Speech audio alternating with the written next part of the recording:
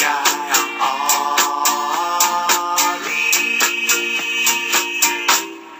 Catch me if you can. Welcome back to another segment here on our first episode, Season 3, Sports Talk is McKinney. Of course, we heard the song coming in, Muhammad Ali. Of course, word coming out of Louisville this week, Muhammad Ali passed away.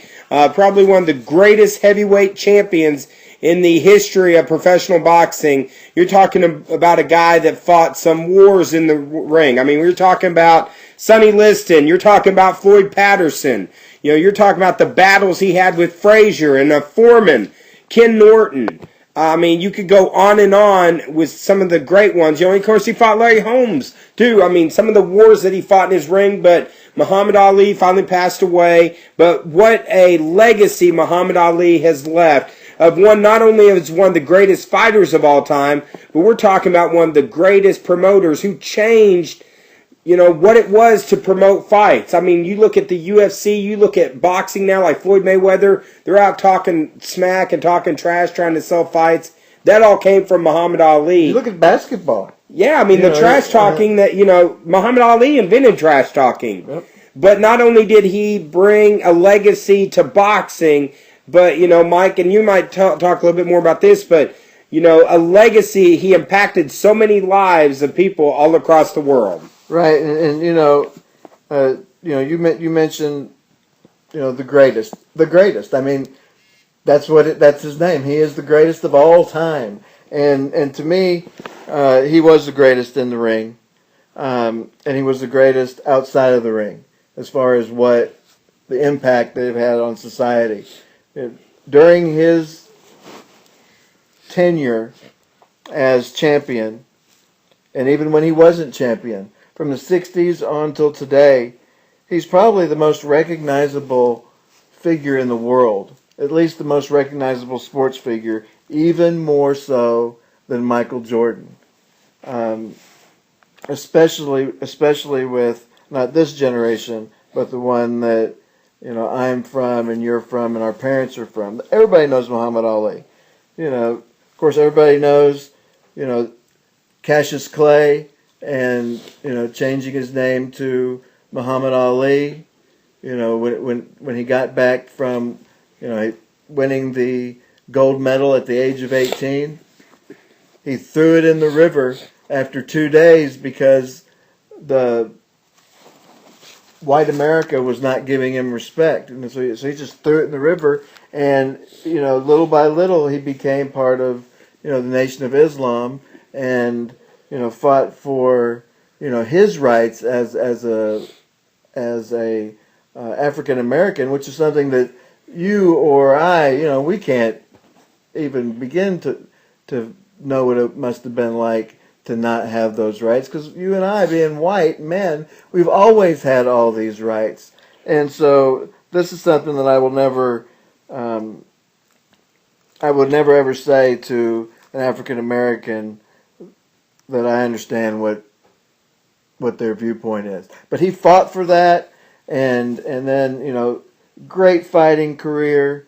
You know, we'll probably talk about rope-a-dope here in a minute, and then Parkinson's afterwards at 1984, 1985, and, you know, then that Olympic moment in 1996. What a legacy! And he took that popularity worldwide, and he really used it for good in the end, and promoted love and promoted peace in his life.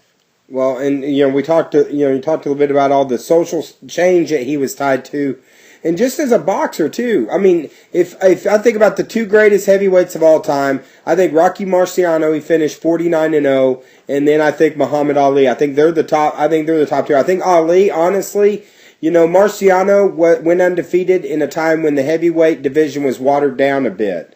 You know, Muhammad Ali, think about some of the guys that he fought during his career. You know, fighting a Frazier 3 times. The golden age of heavyweight. Fighting Kenny Norton 3 times. You're talking about his battle with George Foreman. You know, then that's not even including a lot. You know, we could go on and on with all different guys that he fought with.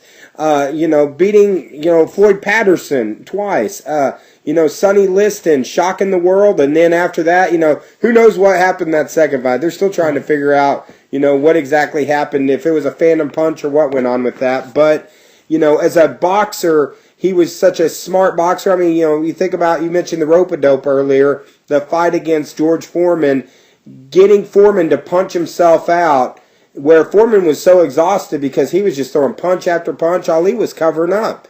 And then finally, he got that little opening, quick combo. Foreman was down. And actually, if you watch that fight, Foreman was up before the 10 count.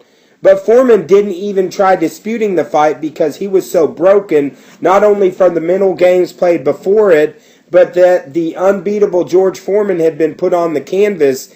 Even though he beat the 10 count, it was already over. He was done. And Foreman even says that. I was done. I didn't even want to dispute with it. I was broken mentally. It took him a long time to recover from that loss to Muhammad Ali. But, Muhammad Ali transcended the sport of boxing. I mean, he was you mentioned the 1996 Olympics, bringing everyone together on that. Just a big loss for the world of sports this week. And the fight in Zaire, he had the whole continent rooting for it because he knew how to get people behind him. But one of the things I found interesting about that fight, as I've studied it in the years that have passed, that was 40 years ago. The most dangerous punch to throw is an overhand right because it leaves you open for the left hook. And during that fight, that's what he knocked him down with. He threw 3 overhand rights, when he floored Foreman, and he was throwing them since the first round, and people couldn't believe it. Here's this huge brute of a man, Foreman, and Ali is like, I'm not worried about you talking smack the whole fight. Is that all you got, George? And, George told the story, yeah, that was all I had. And he knew he was in trouble. The passing of a great figure, a great man. We've talked about this earlier. Probably my favorite quote from Ali is, it's not about boxing, because when he left boxing, he's focused on helping people and helping communities, and even though his words were taken away from him, ironically, one of his greatest gifts, the gift of gab, was stolen from him, but he still had that mind working. And one of his famous quotes is that if you think the same way you do at 50 as you do at 20, you've wasted 30 years. And there's a lot of truth in that comment. I think a great man, like a courageous man.